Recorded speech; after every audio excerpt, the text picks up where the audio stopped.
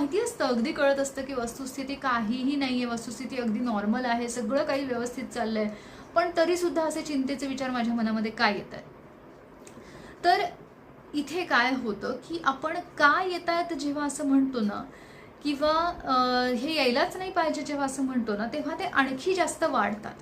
त्यामुळे सगळ्यात पहिली पायरी मी नेहमी असं सांगते, की कुठल्याही निगेटिव्ह थॉट्सना आपल्याला जर पूर्णपणे दूर करायचं असेल, पहिली पायरी ही आहे, की आपण तो का प्रश्न बंद करायचा, की ते का येतायत, आले आहेत, आता मला त्यांना कसं दूर करायचं आहे, ह्याच्यावर आपलं लक्ष जास्त केंद्रित करायचं. कारण कुठल्याही काचं 100% उत्तर आपल्याकडे नसतं.